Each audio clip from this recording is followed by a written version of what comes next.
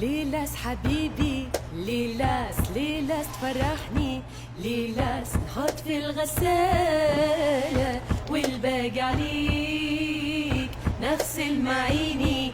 ليلاس مسحب وراكينا، ليلاس تحبه بالريحة ولا كلاسيك ريحتك الفايحة.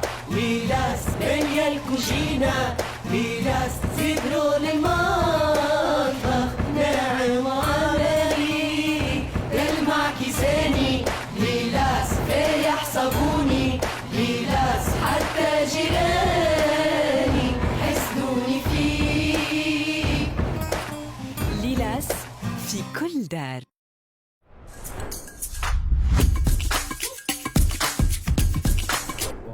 مش كل شيء يتصور، مش كل كلمة تنقال يستحق الرد عليها.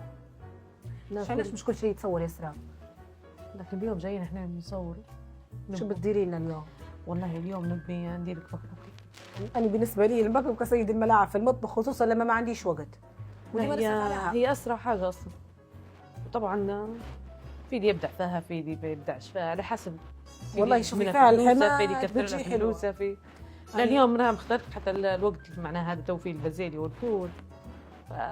حتعجبك، يعني متأكدة انها حتعجبك ان شاء الله. شو اليوم صار بتقليها قلي ولفاح احنا نلوثة ولا اليوم جو زردة؟ لما زرتيني غرف في الكوجينة مش قلي بدي نتبعد عليه، بدت اللحم يعني مش زي ما قلتي لي صح في الحلقة الأولى. بقى هي هبدي مكوناتنا شنو نتاع البكبكة. مكوناتنا طبعا عندنا زيت، عندنا هنا المية حطيتها في الطنجرة، عندنا زيت على حسب انت زيت زيتون او زيت نباتي قاعدة نقول اللي يحب. عندنا اللحم، عندنا البصل، عندنا راس بصل بازيليا وفول، يعني مديرتها هيك تشكيلة. عندنا التوابل، عندنا طماطم محكة. نبدأ على بركة الله ناخذ. ما تكتريش طبعا اسراف الزيت. لا ما دام فيش صح. في اللي ما يحبش الدهان وفي اللي يحب الدهان، وفي كان لحمتك فيها الشحمة طبعا الأحسن تبتعدي شوية على الزيت يقولوا فيها. طبعا الصراحة حتى في الحوش تحب الطيب بالنبات يعني. زيت زيتون هو مش كويس، لكن كيف الماكلة ديما بدات احنا توا غليان الزيت جديد ما يقدروش طيبوا بها الباء. باهي بعدين سرا قديش حطيتي حقك كشك طماطم ما قلتيليش؟ هذه سيبنا ثلاث كوشيك. باش ندير جو رسمي ملاعب كوشيكات. وش كوشيكات؟ مش جو رسمي كوشيكات؟ لا ندلعوا فيه. عندنا البزار وملح، كشيكات بزار، كشيكات فلفل احمر، وكشيك وشويه ملح. من الاول قصدك سرانتي الملح تعدل فيه؟ من الاول نعدل في الملح، وبعدين عاد على حسب. في اللي يحبها صامته، في اللي يحبها زايده ملح. بالتالي ما نبي نستخدم الليمون العصره. قصدك بعد ما تجي تاكلي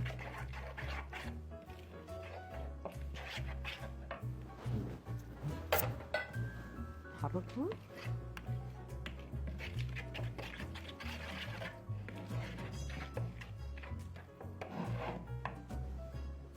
نحط راس بصل مفروم. رواني مرات الكيلو نحط فيه في راس كامل. صح جي راس كامل. والصغيرات روس الصغيرات لان فصلهم نكهه بير. البراني مش حيجي زي الدخلاني يعني البنه نتاعه، فديما ناخذ في الروس الصغيرات لما ندير المبكبكه. يعني فعلا اليوم شكلها مبكبكه زردة. لا اليوم زردة. تو الجو ربيع، جو قليل. هو جواها صار. عندنا الحمات طبعا غسلتهم.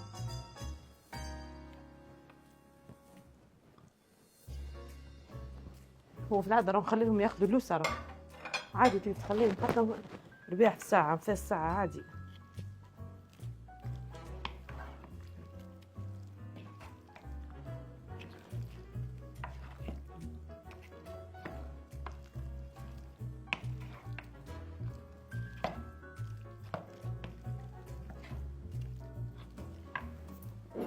آخر شيء بازيليا كلها نحطوه مع بعض.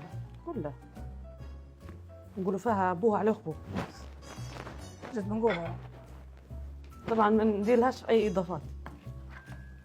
لا مبكبكه شنو حتى المبكبكه. لا كرويه لا قرفه لا ما في اللي يدير فيها نكهه فيها. يعني نكهه المبكبكه اللحم. الحم سيد الموقف.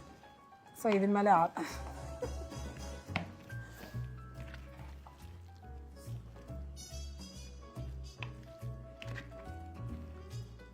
جو احنا اللي بعد ما تم الحكم ما ضروري يديروا لها راسها صباط طنجرة. هذه ما دارهاش يقول موش نبي. طبعا هنا عندنا ميتنا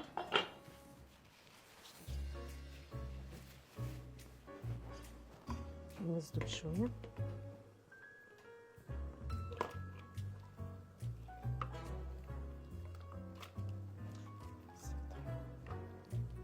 تخليها في اللي يديرها في ميتها من الاول. لا نخليها شوي مثلا تزيدها نمرقها، خلي لأن الطبيخة تختر شوية مع اللحمة يطلقوا على بعض ما ياخذوا نكهة مع بعض.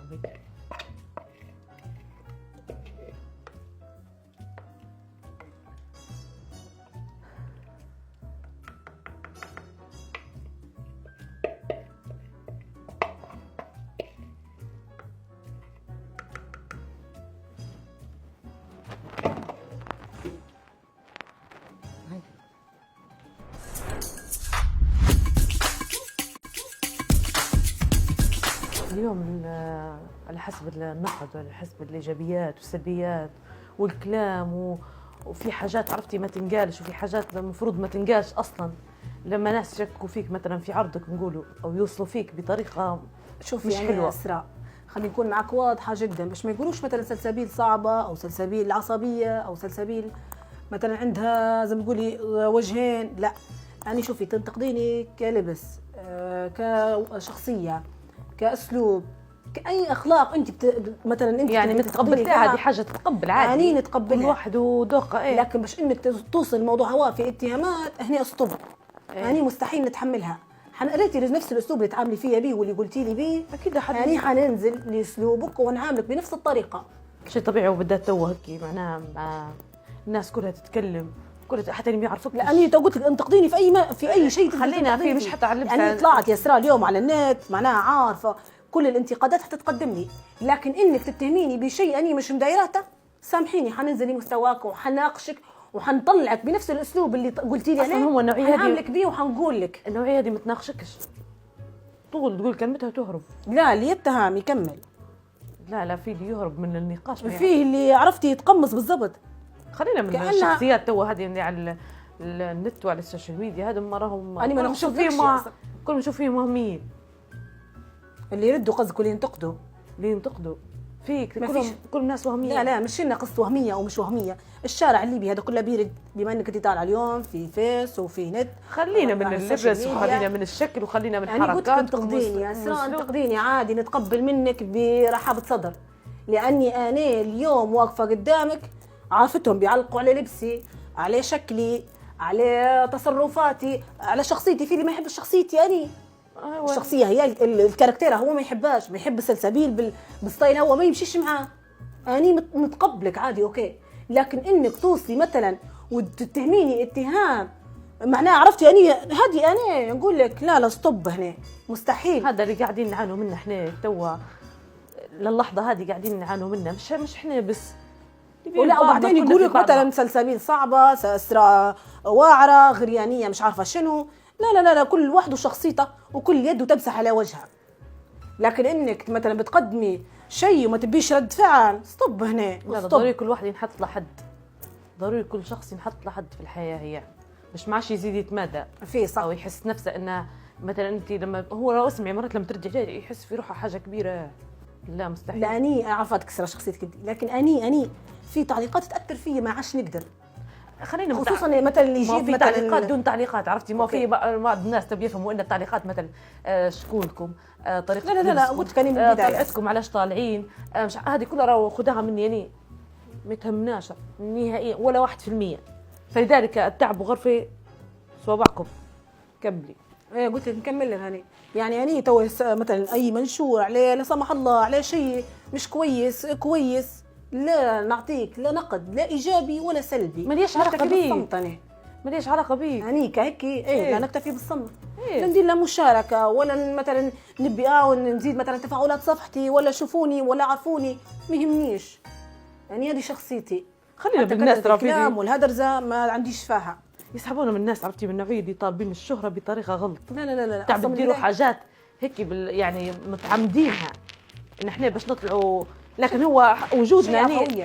وجودنا انا وياك هيك في الكاميرا يحرك الشارع، وجوهنا بس من غير ما نتكلم. طريقه كلام في هيك طريقه رد فعل في جديد. الكاميرا وجه تحب ترى، وفي صح في اللي لا، في ما تبيش، بالضبط.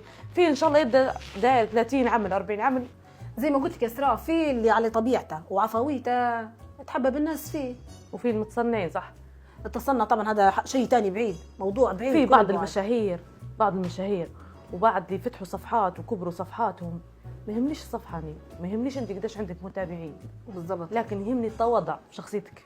عادي تكلمك وحده معقول انت مره تعرفها من اسبوع ادي لك 12,000 متابع ولا 14,000 متابع، جي ثاني مره تلقى خشمها في السماء. هذا نظام. والله مره اني جربت ترى مع وحده، او ما كنت فاتحه معمل هيك واحد بندير دعايه، لكن نعم نخلص. اكيد تعرفي انت ضروري تخلصي لما تديري عند حد عند مشهور هيك ضروري تخلصي. اكيد عنده متابعين وعنده ناس وعنده سمعه يعني. كلمتها قلت لها 1 2 3 طول ضربت لي مبلغ 8,000 جنيه. هو معمل كان معملي صغير، علاش بدي لي 8,000؟ اسمعي هو الرزق من ربي مش من عبده. لا خلاص سكرت معاه الموضوع، تغلب اني لما صفحتي قاعده صغيره مش فيهاش هالبناس وعادي يعني. الرزق على ربي مش على عبده.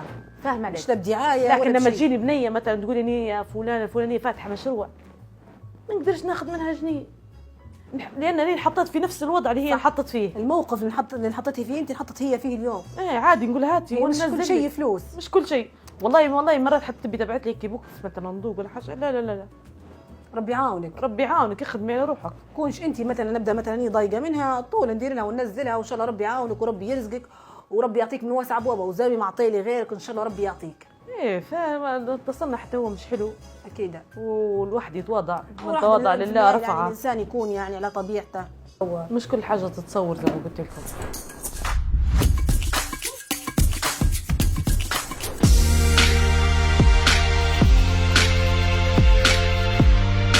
معجون أسنان ليلاس إكستريم مضاد للتسوس بنكهة النعناع المنعشة، يحمي الأسنان من التسوس ويوفر لك انتعاشة على طول النهار.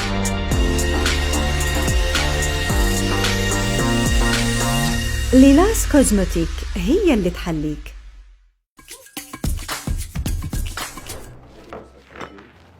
وهيك استرا طبعا بتقولي لنا شويه على المكرونه وعلى كل زي ما بتقولي بلاد وتدير فيها بطريقه بدت. وكل المكرونه المبكبكه احنا في العاده كيف نقدموا فيها اصلا؟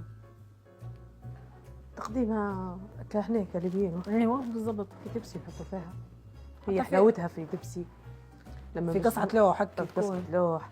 الشباب يديروا فيها في الصفر، يصبوا فيها في الصفر، او احنا مرات هيك نسهفوا على الشيء فنحطوه في السفره يعني.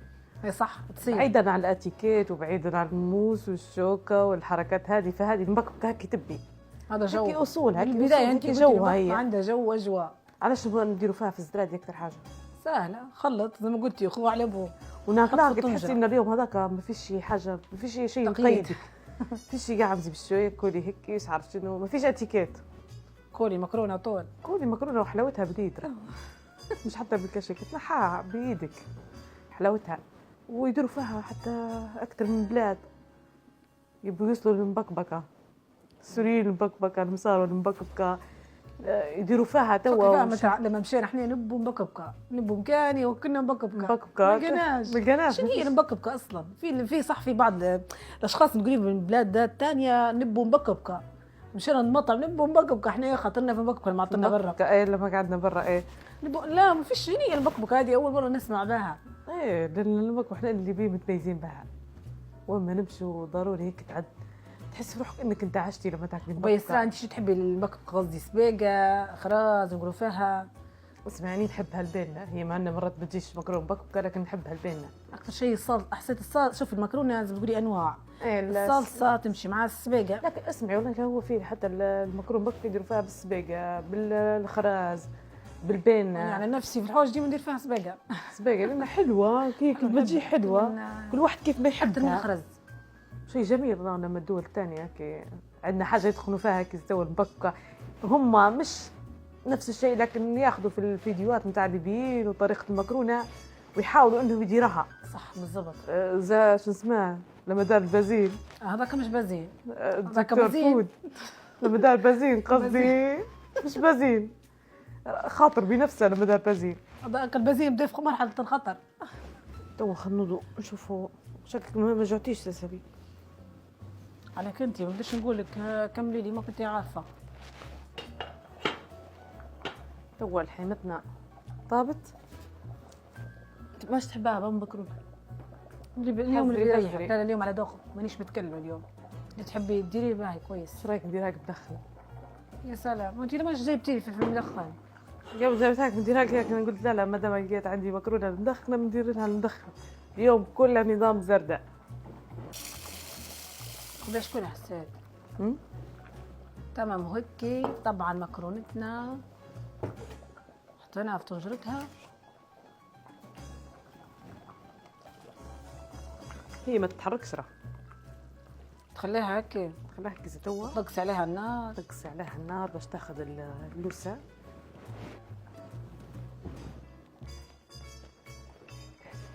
بعد نقص هيك نغطاها ما نحبوهاش تنشف في اللي يحبها صح، في اللي يحبها زي ما تقولي ناشفه، حتى تخليها شويه تلقاها ناشفه هلبة. فيها بخصوصا أنا في انواع مكرونه ما تطيب ما تطيب. هذيك اللي بتاعت احنا نقولوا ماشيه فينا الشرشور رقيقونا هلبة هذيك متعبه الصراحه. متعب تطيبها صح هلبة. تعطل هلبة وفي نفس الوقت تاخذ نقولوا فيها تخنب اللوسه تلقاها طبطش زيدي ميه زيدي ميه ما تخافي منها. وانت عاد تزيدي الميه مثلا المكرونه كان هيك نقصتها بعد هي انت صبتيها انت يعني. عرفتي المكرونه ضروري ديري لها لوسه شويه قويه باش حتى كان زدتها الميه ما تخافيش منها تجيك معدله. حتى بتزيدي عادي يعني ما تاثرش على اللوسه ما تاثرش على الطماطم على الفلفل على البزار. فهمت عليك. ضروري لوستها ندير فيها نقول فيها نقوف اللوسه نقوف العيار نتاع اللوسه بتجي جنينه.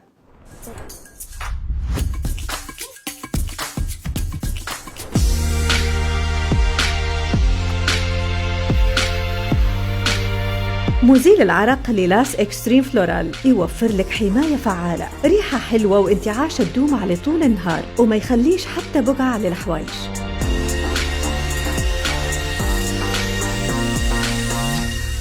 ليلاس كوزموتيك هي اللي تحليك.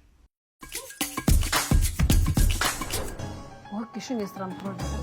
وتو حطيت لك 3 دخنات تو خلاص طبقت عرق ما نصبهاش ونخليها تاخذ وسطها نكعها شويه وبعدين نصب هذا الشاي. تحبها مسقعة سخون؟ سخونه المكرونه تتاكل كيف مسكره. هيك هي تحبها مسقعة شو نقولوا ريكوتا هي. ريكوتا. المكرونه سخونه عليك. شفتها المكرونة ديك زمان دي لما طيبها هلبة تولي تقول لها صوار ولا حديدة تخرز هي. تفكرت ها؟ فكرتها. قال حياة ذاك الشباني قال نحسبها تشبح لي بس الصينية. لا في الطنجره بتفتحيها تشبح لك. بالضبط صح. المكرونه مدهنه يسلمك الصحه. الله يسلمك. قاعد تذوقيها. منها ولا الجايه اليوم جايتك. شو من الصنة وذوق البنة. في راهو اللي يقولوا فيها صنة وقلت البنة، في اللي تشمي صنتها فايحة وبنتها ما فيهاش بنة، وفي اللي تلقي شكل الماكلة حلو وبناها ما هناش. ما فيهاش ايه. والله في مرات عبد بيحارة. إيه في اللي يقولوا قبل يقولوا ما فهمتش يقولوا في اللي ذبيحتها حلوة. صح ايه وفي اللي راهو في شروط الذبح في اللي ضروري يكون متوضي. في اللي يسمى تخشيش فيها الشرطة. ايه ما هو ايه في حاجات تسوى لكن توا ما هو المصار وتوانسة هي اغلبيتهم يخدموا. كي طبعا نحطوا مكرونتنا.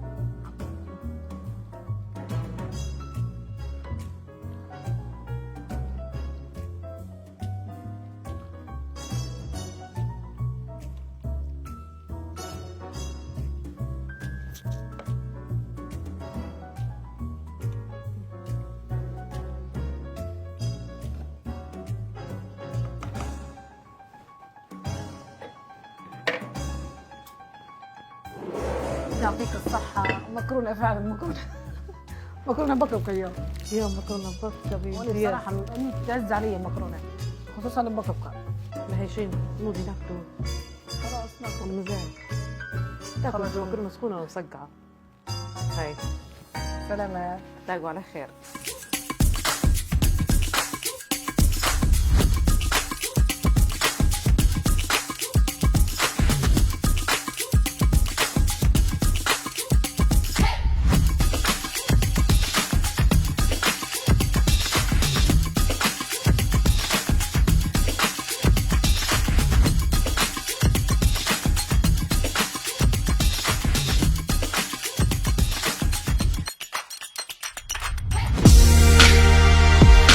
شامبو ليلاس اكستريم المعالج 2 في 1، الغني بزيت الافوكادو وزبدة الشيا، يغطي ويرطب الشعر الجاف والتالف من الجذور حتى الأطراف، ويعطيه قوة ولمعة تدوم. ليلاس كوزمتيك هي اللي تحليك.